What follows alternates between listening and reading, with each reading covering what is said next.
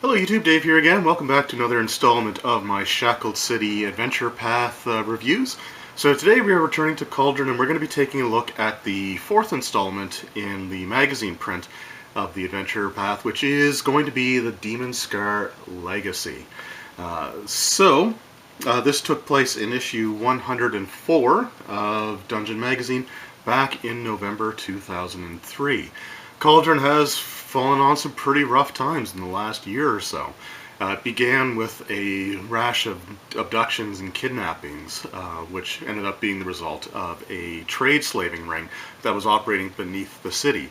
After that was disrupted, the annual Flood Festival was nearly a disaster when the rods of control water that are essential to the survival, at least of the lower portions of Cauldron, which are closer and closer to the central crater lake, they were stolen, and the player characters had to investigate a series of ruins, again, underneath the city of Cauldron, in order to locate them, and find out that they were captured by a cult referring to themselves as the Cult of the Ebon Triad. After that, the player characters disrupted or thwarted a rampaging Umber Hulk that burst out of a nearby warehouse as they were traveling through the city itself. After that took place, they were hired to rescue a dwarven defender by the name of Zenith Splintershield, who, after leading a disastrous expedition into the Underdark to purge it of evil, was held captive by the Kuatoas. Well, as it turns out, he was actually sort of the prophet of the Kuatoas. However, the player characters were successful in bringing him back. So, all these things have sort of culminated in some pretty drastic measures needing to be taken by the government of Cauldron to try to ensure the citizens' safety. The first thing that's been noticeable before this adventure starts is that the town guard has been bolstered by a large retinue of half-orc mercenaries that now patrol the street. Taxation has also been increased to an all-time high, with tax collectors, often protected by these half-orc mercenaries, walking the streets and making it to the point where a lot of businesses have had no option other than to simply close. Tensions are about as high as they can possibly get, and the player characters are about to bear witness to what happens when the tensions reach a boiling point and what was supposed to be a peaceful protest against the taxation goes horribly, horribly awry. So, without further ado, let's have a look at the Demonskar Legacy. So here we have the Demonskar Legacy. As I mentioned earlier, this is from issue number 104 of Dungeon Magazine and was released in November of 2003. So, in this adventure, there's a few important NPCs or individuals that we really need to sort of know about as this adventure progresses. The first is a paladin from the Temple of St. Cuthbert by the name of Alec Turcival, as he plays a huge role in the storyline itself that's being presented with this particular adventure. He's a paladin who became a paladin in order to adventure and to try to find relics and treasures that he can sell in order to reclaim his ancestral home, which was sold to settle debts after his father passed away. So he's one of the major NPCs that we're going to learn about in this adventure, but we also get to spend some time with Mavu. And if that name sounds familiar, it's because he was the merchant whose warehouse was ground zero for the Umber Hulk attack from the previous issue. He's been sort of viewed or looked at, or rumors have been spread about him to try to paint him in as evil a light as possible. Even, some saying that after the Umber Hulk attack, he was seen fleeing Cauldron on a horse that had, smoke for its hooves, or essentially riding a nightmare. The reason that he's trying to be discredited so much is that Mavu is actually a member of an organization known as the Chisel. Now, the Chisel is kind of like the, real-world Freemasons. They're sort of that similar idea. They're a group of craftsmen, particularly stoneworkers and masons, and their mission statement is basically to sort of maintain balance in the region, to prevent organizations from becoming, or governments from becoming, too corrupt.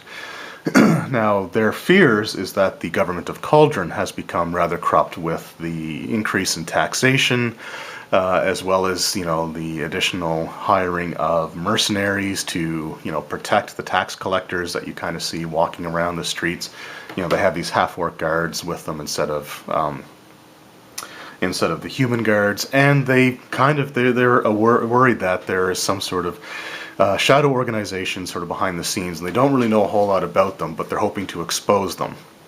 In order to do so, they actually had Alec Turcival enact one of Cauldron's older laws, which is known as the Old Law of Peers, which allows individuals from some of the more established noble houses, which does include the Turcival family, to challenge the captain of the City Watch in the event that they believe that the captain of the Watch has become inept or corrupt. Now, prior to the beginning of this adventure, such a challenge was actually issued. However, it's not been made public knowledge at this point. The taxation, of course, has also become a huge problem, and many merchants and citizens are looking to protest that outside of the City Hall itself. So, the player characters start off at this rally. Now, they can go there from one of many reasons, or the main one that's provided in the adventure itself is that Genya Eurykis, the High Priestess of the Temple of St. Cuthbert, who should at this point be a relatively well-regarded informant or source for the player characters, asked them to travel to, or to go to the town hall to see this demonstration, mainly because she heard that her childhood friend Alec Turcival is supposed to be there. And as a paladin of St. Cuthbert, she's worried because he hasn't actually visited the temple in quite some time. And there's been some unusual rumors about him that we'll get to later on. The demonstration itself takes place outside of the City Hall, and you can kind of see the map here, with the crowd represented by sort of this red blob. Now, as the demonstration sort of gets underway, it's revealed that one of the individuals who helped put this together was actually the merchant Mavu. He stands up on the speaker's dais and begins delivering this speech, essentially about how the guard has been corrupted, that there's something going on with the government itself, and even points out the fact that there are, all these half-orc guards, that these extra tax money is being taken from the citizens and is going towards paying these mercenaries. He also mentions that Alec Turcival has issued the challenge under the Old Law of Peers to the captain of the guard, and this has actually been swept under the rug or not addressed at all or made public knowledge, which is actually in violation of the Law of Old Peers. As this kind of goes on, and as the crowd gets more and more incensed, members of the Last Laugh Thieves Guild, who are operating on behalf of this unknown evil organization that we'll learn more about in just a couple of installments from here, emerge from the crowd with daggers drawn and assassinate the half-orc guards that are protecting a lone young sergeant from the actual town guard, by the name of Sergeant Cruis. And Sergeant Cruis, with these half-orcs, was sent to arrest Mavu for inciting, this public, the protest, as well as for, his alleged activities that led to the Umber Hulk ambush. That's when the half-orc guards are assassinated, and basically, all heck breaks loose. There's an absolutely just massive riot. The citizens of the town start trying to lynch Sergeant Cruis. Many of the half-orcs are being attacked by, the townsfolk themselves. And from a balcony within Town Hall, a elemental creature by the name of a Breath Drinker is summoned with the instructions to assassinate Mavu. So this creature flies invisibly over to Mavu and begins attacking him. Once that creature becomes visible, the citizens start, understandably, freaking out, and they don't know what this is, and just basically a really bad scene. So it's at this point that if the player characters are present, which hopefully they are, they now have some decisions to make. Sergeant Cruis, can try to hold off, the citizens for a certain period of time, but it's not going to be too long before he's finally just taken down and overwhelmed by the numbers. You also have Mavu, who's being attacked by this elemental creature, and you just have the crowd itself that sort of acts against the player characters. It can make it difficult for them to maneuver through, so they may have to use intimidation or diplomacy in order to get their way through. The ideal outcome would be for the player characters to save both Mavu and the sergeant as well. However, certain things can, happen to dissuade that. If the sergeant is saved, then he thanks them very, vehemently, and the player characters now have a source of information within the guard itself, someone that, is still young and idealistic, and will, provide the player characters with any information that they ask within reason. If Mavu survives, which the two aren't mutually exclusive, but if Mavu survives, he tries to get the players' attention before he has to leave Cauldron, inviting them to visit him in the town of Red Gorge. And he gives them a building to go to, and tells them that once they reach this Redhead Miner's Inn, that they have to answer mortar to the question that's asked of them. It's basically a password to get where they're going. And that's sort of it. The town guard arrive with a larger contingent of half-orc mercenaries, and the riot is eventually quelled. Now, this is usually done through some violent means with beatings and things along those nature, and lots of people are arrested for what their role was in this riot. Later that night, the flophouse where the half-orc mercenaries are being stationed at actually gets attacked by a pair of fire elementals. They start, just basically setting the building ablaze. Several of the half-orc mercenaries are killed, and this is kind of an uncomfortable scene because as the half-orcs are, fighting for their lives, and as they're trying to protect, the rest of the buildings in the block by chopping down, structures attached to the flophouse that they were in, you have the citizens basically yelling racial slurs at them. Now, this can go on for quite some time. The player characters can intervene as well to try to get the crowd to sort of calm down and even try to help put the fires out. And if that doesn't work, then the high priest of the Temple of Cord, who is himself a half-orc, kind of shames the crowd for their behaviors, and finally a bucket brigade can be formed to put the fires out. And the elementals, of course, would need to be dealt with, which is where the player characters are most likely to spend their time. The next morning, order is restored, and criers run up and down the streets, delivering the news that, number one, anyone who was involved in the riots yesterday was pardoned, with the exception of the evil Mavu, who has been sentenced to death should he be found. Number two, that Alec Turcival's challenge under the old law of peers has been rendered null and void under suspicions that Alec had been possessed by a demon and therefore not of right mind and not able to issue the challenge properly. And then number three, that that there's going to be some tax relief, and for the next 30 days, taxes will not be collected. At this point, the player characters again have a choice. They are summoned by Jenya to go speak with her. They also have potentially an open invitation to visit Red Gorge, which is a town near the base of the mountain that Cauldron is located on top of.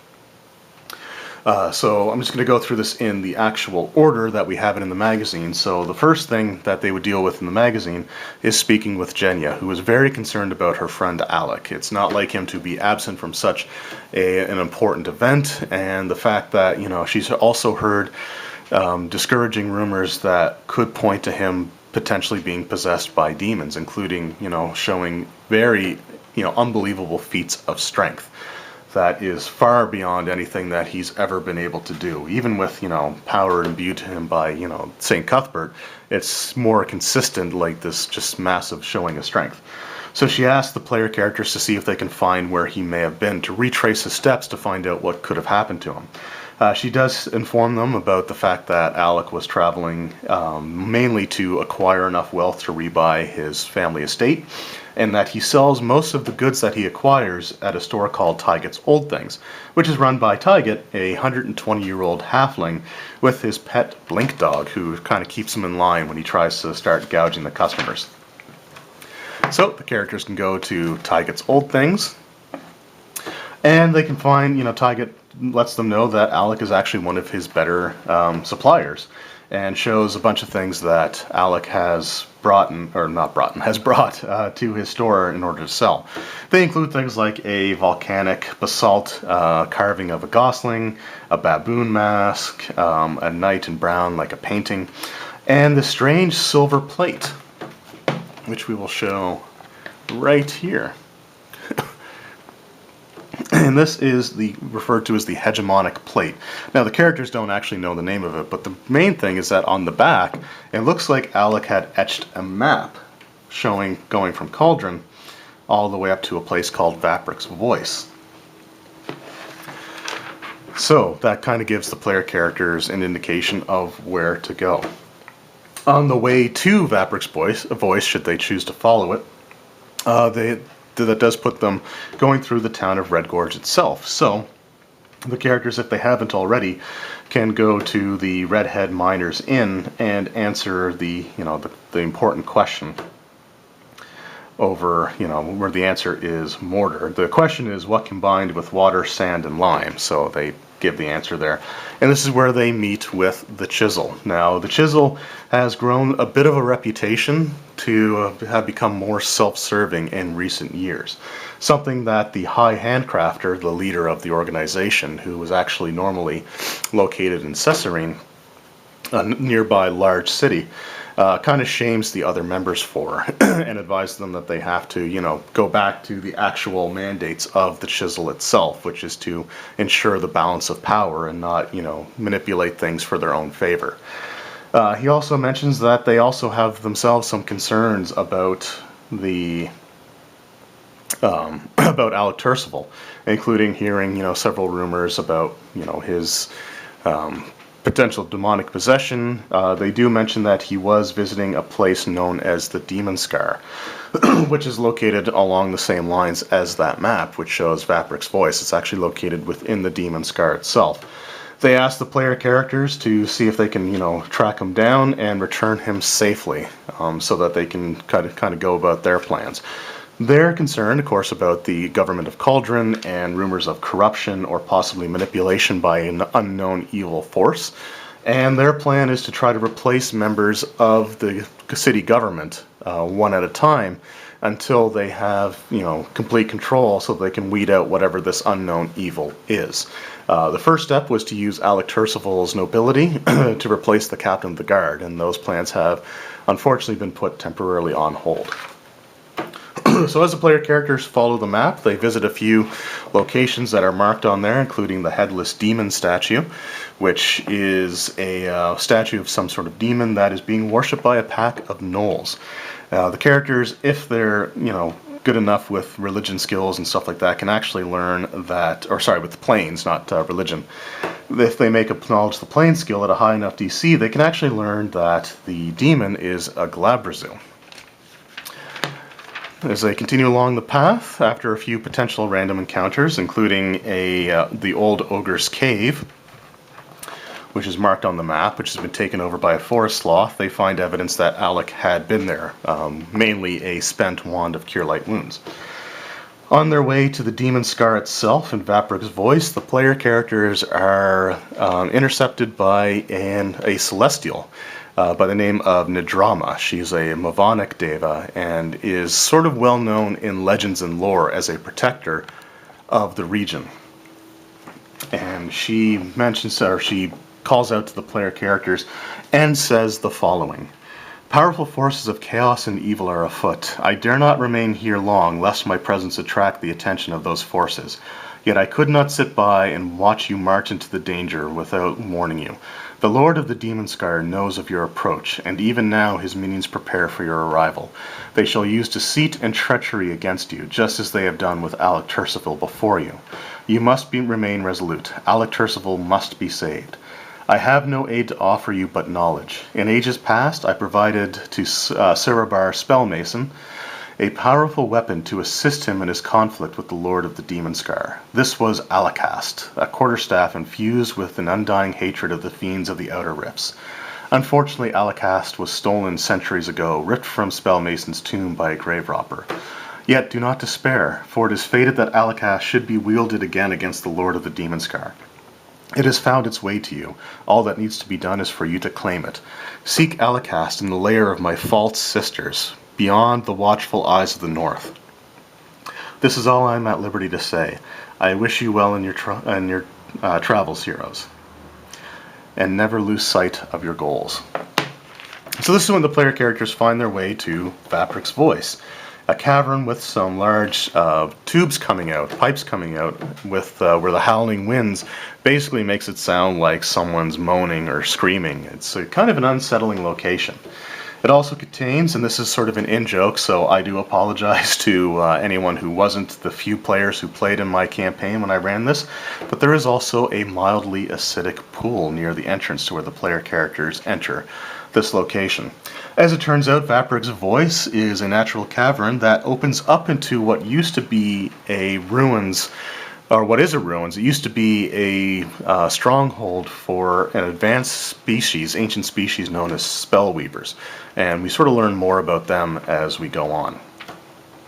The player characters kind of fight their way through, encountering things such as hill giants and other creatures along those lines, until they come to a strange fountain. The fountain itself contains a magical elixir known as the Amaranth Elixir, and the player characters, if they so choose, can drink from it. What this elixir is something that augments the strength of whoever imbibes it at the cost of lowering their wisdom. So as you can see, a medium creature would actually get +8 to strength and -4 to wisdom. And this is what's happened to Alec Turcival. He's not possessed by demons. He was gifted a drink from the fountain, or from the pool, and had his strength greatly increased, however, at the cost of his wisdom, which made him a bit more open to suggestion and, unfortunately, manipulations. We do learn that these manipulations came in the form of 3 half-fey green hags that had masqueraded as celestials, as sword archons, that were the individuals who had given Alec his direction to issue the challenge and to cause sort of the civil unrest that's happening within Cauldron itself. After he issued the challenge, he returned back to visit with the Archons to find out what his next move should be. And this is where the Archons actually sent him through a device that they were curious about, which we'll get to in a moment, but that device is known as the Starry Mirror. The player characters can overhear the hags talking to a outsider that's known as a Nera Varut, which is sort of like basically a crystalline creature that can jump through mirrors and can exist in, interdimensional spaces, between mirrors, stuff like that. It's kind of an interesting creature. A fight ensues, and in all likelihood, the player characters will emerge triumphant. It's at this point that the characters themselves can find the Starry Mirror. Now, the Starry Mirror is kind of it's a puzzle. It is a color-based puzzle, and I'll talk a little bit more about that at the end of the video. But if you look at the diagram here, and I'll come a little bit closer, the diagram shows the order of colors. As you can see, each color is connected into sort of a pattern there, but you also have arrows indicating which way one color goes into the next. This is kind of important because once you enter the mirror, you find yourself in a room which has ambient light in a particular color and several other portals of the different colors that you can step through afterwards. When you enter the mirror, the random d6 roll determines which room that you enter, and even if 2 player characters, for example, enter the blue room, they are in their own separate pocket dimensions. It's kind of bizarre, but interesting nonetheless. The characters can all speak with one another, so if one speaks, everyone can hear it, but they can't actually properly interact with one another beyond that. The key to solving the hegemonic, or the Starry Mirror, lies down below, which this was etchings on the hegemonic plate itself, which shows a sequence of numbers: 3 dots, 4 dots, a long line, a single dot, 2 dots, and 3 dots. And that is your key to getting through the puzzle. So you look at the diagram. If you were to enter the red room, for example, the first mirror that you would have to go through would be 3 colors after that, using the diagram above. So you have orange, yellow, and green. So green is the 3rd one. So green is the next one that you would go into. And then you would go through the 4th one after that, which is 1, 2, 3, 4, which is orange, and so on and so forth until you finally make your way out. Now, I kind of glossed over and I forgot to mention, but Alicast is actually found in the room with the hags. So it's a treasure that is hidden behind, I believe it was behind a plate glass window or something along those lines.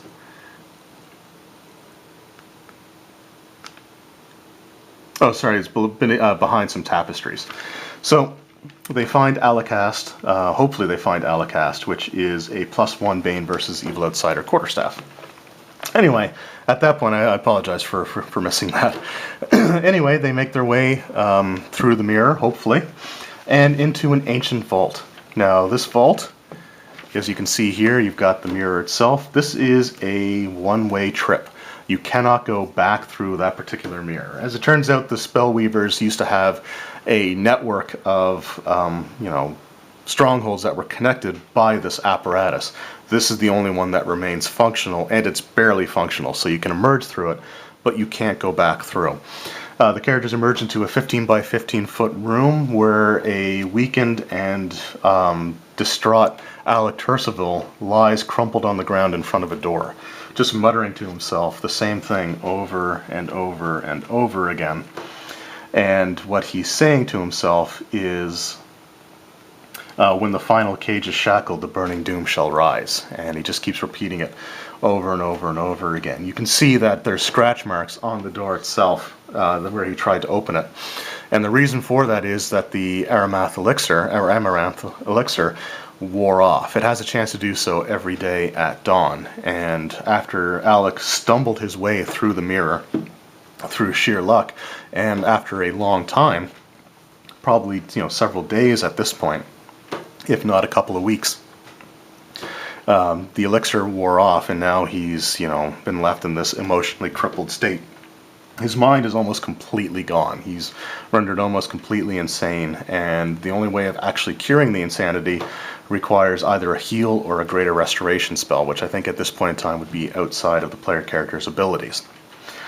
However, the characters can all work together in order to open up the door to the next room, which contains the Lord of the Demonskar, the Glabrezu known as Nabatheron. Now, Nabatheron has been exiled to the material plane for over 500 years now. He's been exiled since his initial attempt to conquer the Cauldron region was foiled by Suravar Spellmason, the wizard, the elemental wizard who actually founded the region. So he fought Nabatheron off, and because of his failure, he cannot return to the Abyss until he is successful. Nabatheron is actually working with the shadowy evil organization that we still don't know much about, as the characters have had little or no opportunity to learn of at this point in time, and he views their goals as a means to his ability to return to the Abyss. A fight ensues, and when Alex sees the Lord of the Demonskar, he flies into a rage and just begins attacking. Nabatheron similarly despises paladins, and Alec Tercival, chief amongst them, and will issue all of his attacks on Alec until he essentially kills him. At this point, he turns his focus on the player characters. Now, he may summon some demons. There are certain ones that he can still summon in order to hold off the player characters while he battles with Alec. But for the most part, he just lets his damage reduction sort of do its thing, unless the characters can deal a significant amount of damage to him. At the end of the battle, the player characters are shocked to learn that Alec, if he was dealt enough damage to, have been killed outright, that he's still actually alive. And if he had been perfectly fine when Nabatheron was defeated, he suddenly collapses and appears to be on death's door. When the player characters go over to him, he grabs one of them, by the back of the head and speaks to them, but through a voice that is not his own. And the voice says, "There is naught left for you in Cauldron, heroes. To return is to enter your own graves, and to bring doom upon all you love. Seek the sign of the smoking eye if you wish to save them all." And at that point, Alec collapses dead. So either the wounds that should have killed him earlier finally take effect, or he just dies under mysterious circumstances.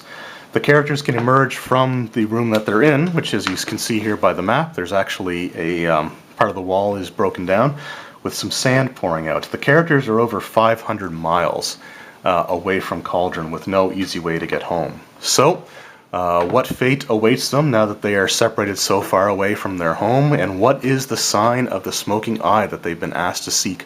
We'll find that out in the next installment of Dungeon Magazine, or of the, not Dungeon Magazine, but of the Shackled City Adventure Path, and so that's it. That's what happens in this one. So now I'm going to sort of give my thoughts and my experiences when I ran this, and give it sort of my final review. Alright, so those were the events of the Demonskar Legacy. A lot took place in this adventure, even though very little of it actually took place in a traditional dungeon setting.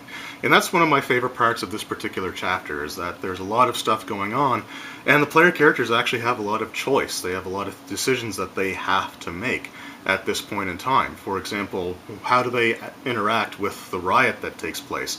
What is their main focus or priority in terms of saving either the sergeant or Mavu, or trying to do both, trying to find a peaceful resolution for the crowd? There's a lot of really interesting stuff going on.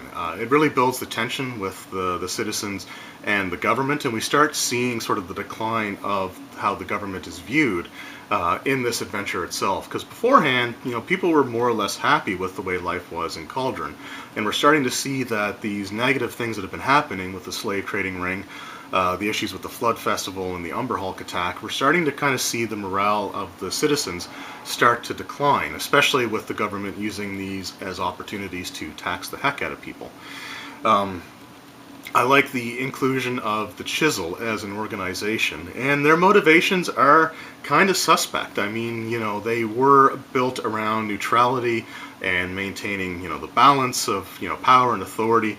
But again, their reputation is not so sterling as time progresses. And, what are their true motivations for wanting to replace the government of Cauldron? Is it as altruistic as it seems, or is there more to it in terms of their personal desires? And that's something that, the player characters have to sort of weigh and assess.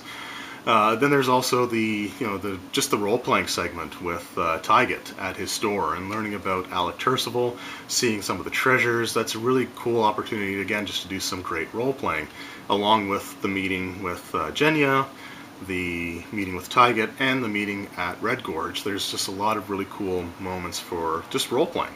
And that's something that I really, really liked about this adventure, is that there was a lot of role-playing in it and not such a huge focus on combat. I mean, there was the riots, there were a couple of encounters along the way to Vapric's voice, and then of course, when you get into the dungeon itself, there's obviously going to be some combat encounters there, but the dungeon only has 15 rooms in it if you investigate through everything.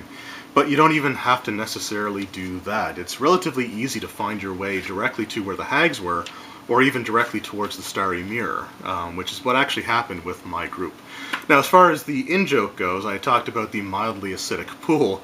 When the player characters first entered Vapric's voice, they saw this pool, and there was like a splash of water that kind of landed in the pool, and some of the liquid in the pool splashed out and started like sizzling on the stone to show that it was acidic. A couple of the player characters unfortunately died in the beginning of this, fighting some giants, and what ended up happening was the bodies of these player characters were summarily looted by the rest of the player characters, who decided that they were going to dispose of their bodies by throwing them into the acidic pool.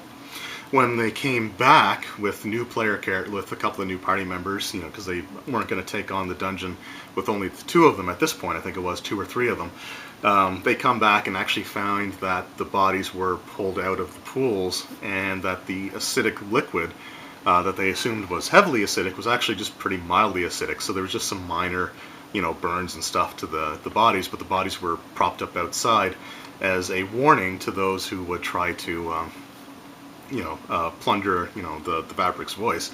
And it was funny because the other characters were, one player came back and was asking about the equipment that his other character had, because they were, brothers, they were related. And the other character said, unfortunately, they're just gone. Like, we didn't get a chance to, get them off the body. We had to run away from the giants. And, what they actually did was sell the items back in Cauldron. But, it's like, no, we just, the bodies were, we just couldn't get to them. And then, you see signs that the bodies were improperly attempted to be disposed of, and that the giants actually fished them back out. So it was kind of just a fun little moment to kind of catch the player characters in a bit of a lie. I mean, if they could have just said, hey, we sold the items to help finance, the return trip back, that would have been fine, but they tried to pull one over, so, I had to do something about that, which I thought was kind of interesting. The Starry Mirror itself is one of the first real serious puzzles that I've ever run in a D&D game. I mean, there's a few minor ones that you kind of use, but this was one where you actually had to sort of think about things, because there's no obvious ways to learn this. Like, I didn't point out too much about the symbols underneath those squares where the Spellweaver's holding something up. The hegemonic plate actually shows the Starry Mirror being constructed, and the characters can kind of learn that as they go. It also shows the Amaranth Elixir, excuse me, the Amaranth Elixir being used, as you had the slaves toiling to move something being, like a liquid being poured, and all of a sudden they're carrying everything above their heads. So there's just some interesting foreshadowing, some cool stuff there. No one in my party, I think, drank the elixir, because they had some concerns about it, being this like mysterious liquid in a fountain in an evil dungeon. So you kind of go from there. But the puzzle itself, like I said, was kind of interesting, and it took a little while to work through it.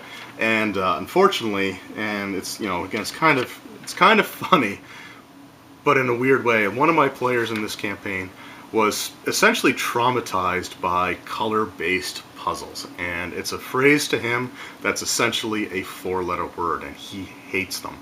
It's due to an old role-playing game where the dungeon master or the game master always had them choose like which colored button to press. And anyway, so once he kind of realized that this was a color-based puzzle, his brain literally shut down, and it was kind of disturbing how just functionless he became until they got out of the mirror, and then he sort of snapped back to life. Also, the fight with Nabathron is a cool set piece. You have the battle between him and Alec Tercival, the other summoned demons that attack the player characters. It's just a really cool encounter overall. So there's a lot of good things in this particular installment. All the installments so far have been pretty strong, I will say. So there's really not a bad one amongst them. The thing with this is it's a little bit more tightly connected to the overall story than some of the previous ones are, even openly. Like, there's a lot of stuff that were going on behind the scenes with some of the other adventures, but this one's a little bit more kind of interconnected with things that they've done before, with characters such as Mavu and his history with the incident with the Umberhulk attack. So it was kind of interesting, because at this point in time they were still trying to present each of these as standalone adventures, which this one definitely can be, but it's cool to see some of those closer connections to the overall events that have taken place in the past. As far as the adventure itself goes, again, this is a very solid installment. There's a lot of cool stuff in here, and I think it makes for a great time. I mean, the players really enjoyed it. My main thing is that I've probably changed Alicast a little bit, because it didn't really get used too much in the fight with Nabathron.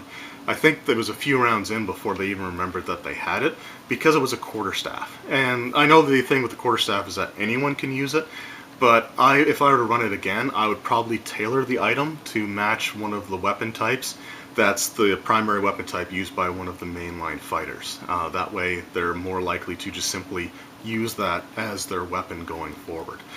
So a really solid adventure. I definitely recommend checking it out, and especially if you want to run the overall adventure path. But even as a standalone adventure, there's some really cool stuff that you can do with this one, so I highly, highly recommend it. Anyway, that's it for this particular installment. Be sure to come back next week when we learn what the sign of the smoking eye really is and what it's all about.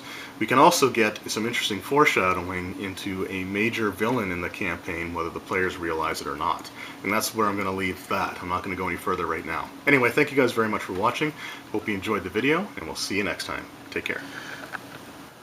Funding for this channel is provided by my awesome supporters over on Patreon. So everyone who has donated to that, from the bottom of my heart, thank you very much.